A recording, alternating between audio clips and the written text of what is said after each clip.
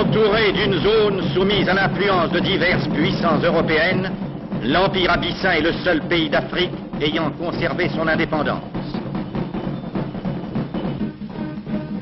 Créer une armée régulière dont l'instruction est activement poussée, adopter les progrès de la civilisation européenne, élever son peuple au niveau des peuples occidentaux, telles furent les tâches que l'empereur Haïlé Sélassié s'efforça d'entreprendre dès son avènement au trône.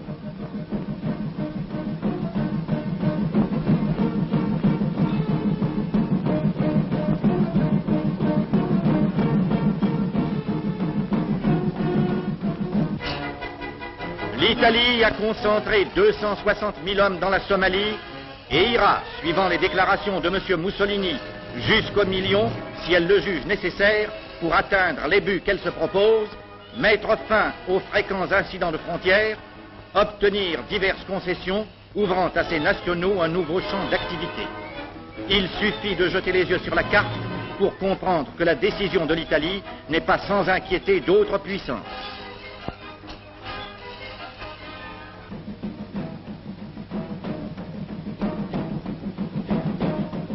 Pendant que la Société des Nations tente de régler pacifiquement le conflit, le peuple abyssin se prépare à défendre son indépendance.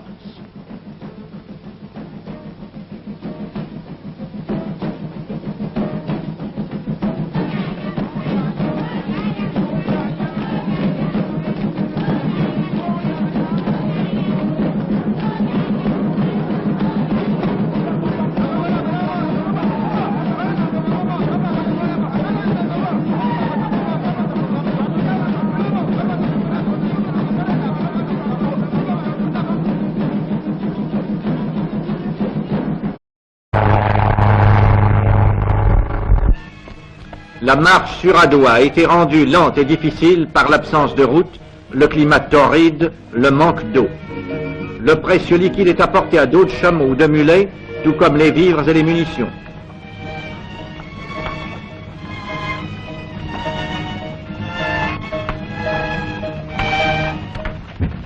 Secondées par leurs tirailleurs indigènes, les troupes italiennes se dirigent vers Adoua, que défendent encore les sections de Dankali laissées par le Ras Seyoum.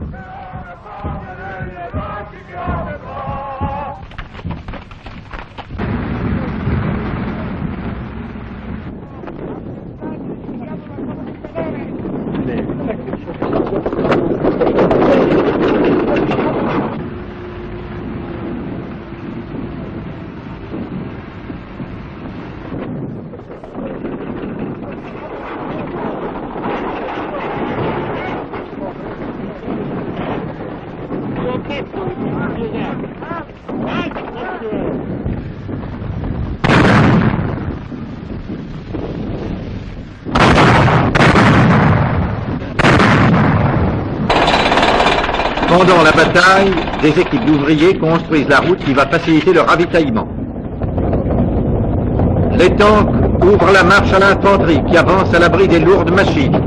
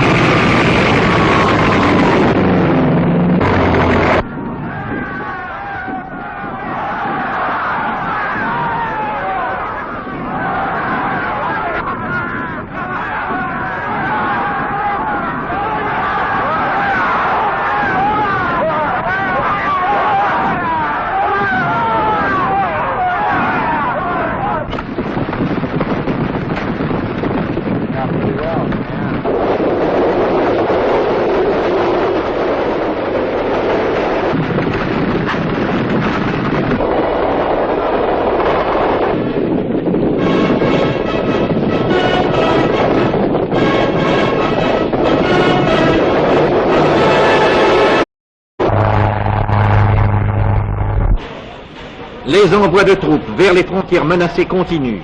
Les volontaires sont armés et équipés dès leur arrivée dans la capitale puis organisés en compagnies dont les chefs sont désignés par le négus lui-même.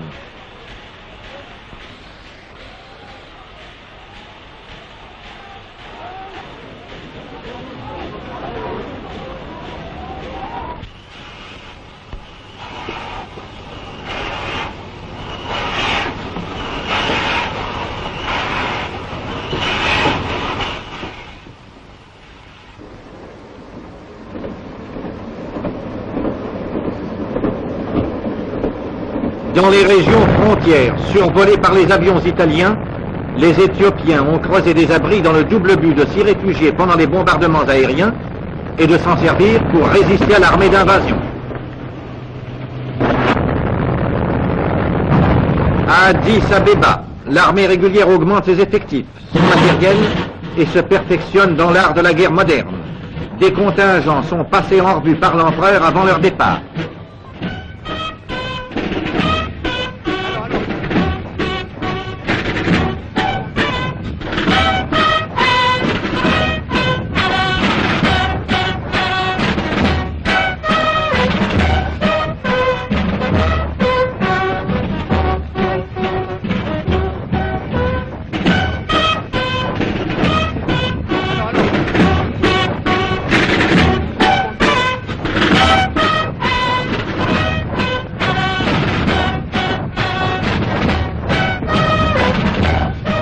L'impératrice assiste au défilé du haut d'un balcon.